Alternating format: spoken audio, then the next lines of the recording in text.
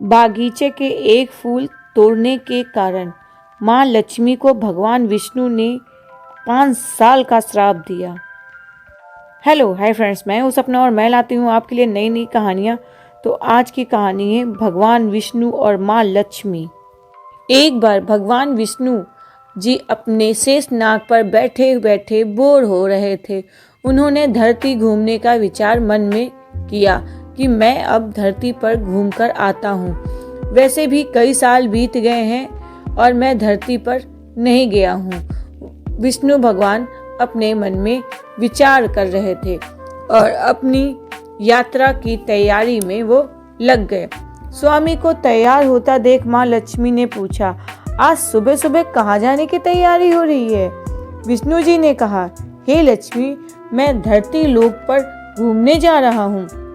तो कुछ सोचकर माँ लक्ष्मी ने कहा, हे देव, क्या मैं भी आपके साथ चल सकती हूँ?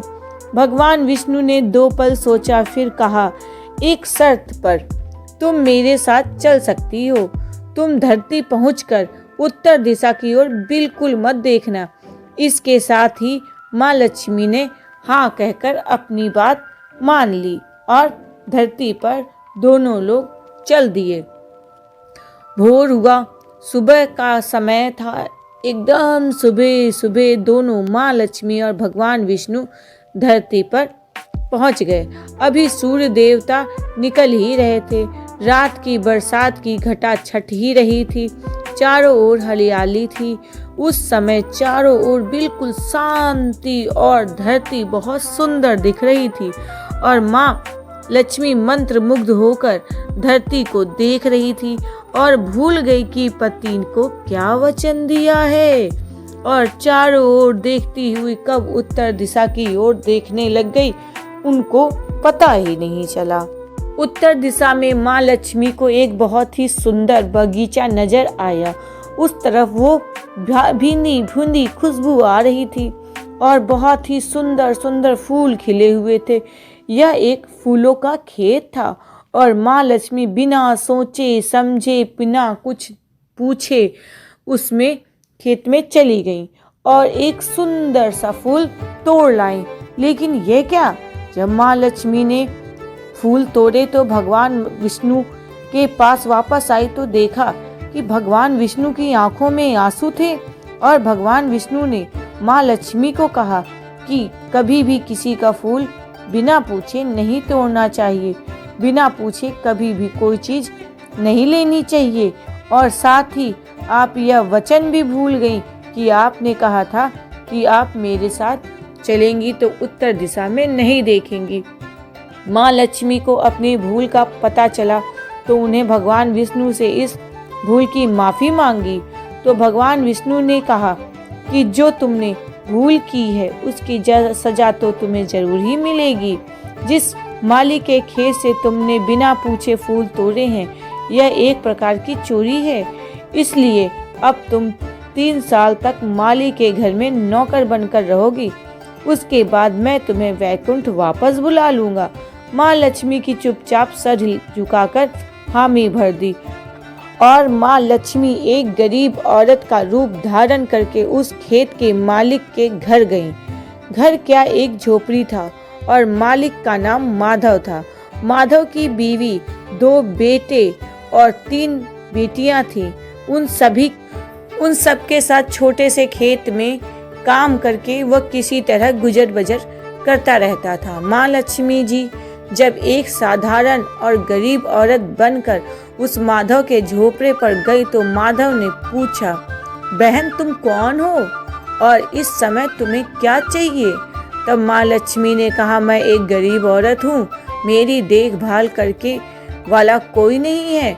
मैं कई दिनों से ना तो खाई हूँ और ना तो कुछ पिया है और ना तो मेरे पास रहने की कोई जगह है।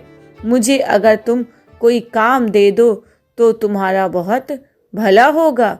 मैं तुम्हारे घर का काम कर दिया करूँगी, बस मुझे अपने घर के एक कोने में रहने का आश्रय दे दो। माधव बहुत ही अच्छे दिल का था, वह बहुत ही अच्छा मालिक था।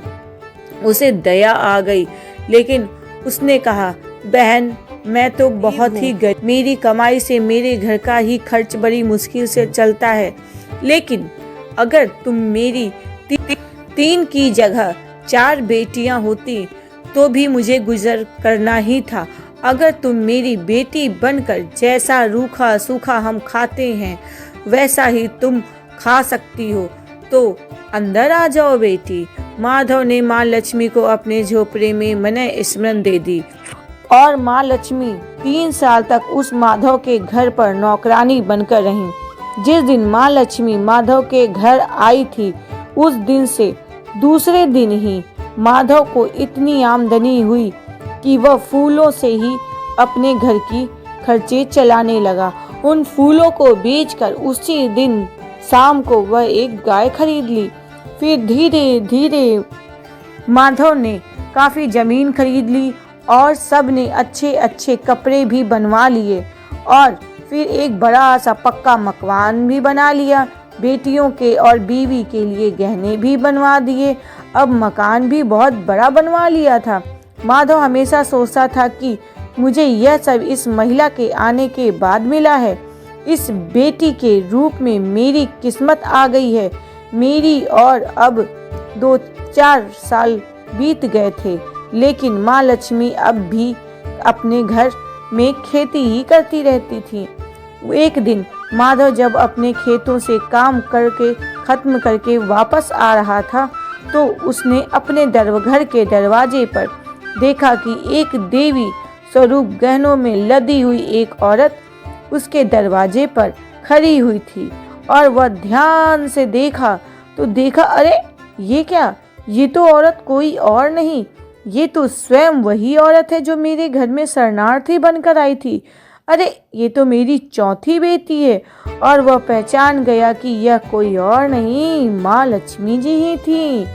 अब तक माधव का पूरा परिवार बाहर आ गया था और सब हैरान होकर माँ लक्ष्मी जी को देख रहे थे।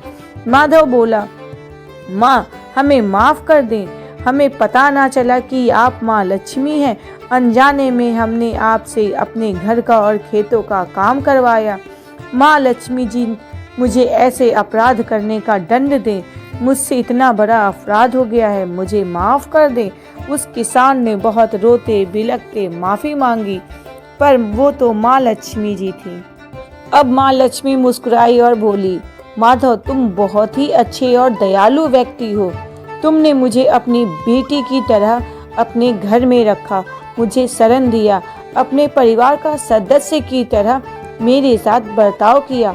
तुम बहुत ही अच्छे व्यक्ति हो। तुम इतने दिल के साफ और अच्छे हो कि मुझे तो पता ही ना चला कि मैं वैकुंठ से आई हूँ। और उस तरह उन्होंने उसको सांत्वना दिया। तुम अपनी बेटी की तरह मुझे रखे हो, इसलिए मैं तुम्हें वरदान देती हूँ कि तुम्हारे पास कभी भी खुशी और धन की कमी नहीं होगी। तुम सारे सुख तुम्हें मिलेंगे। मैं तुम्हें वरदान देती हूँ, तुम इन सभी सुखों के हकदार हो। और फिर माँ स्वामी अपने वैकुंठ के द्वारा भेजी गई रथ में बैठकर वहाँ से चली गई।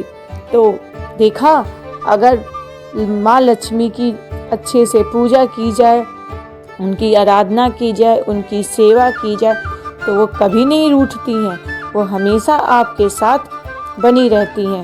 तो बोलो माँ लक्ष्मी की जय।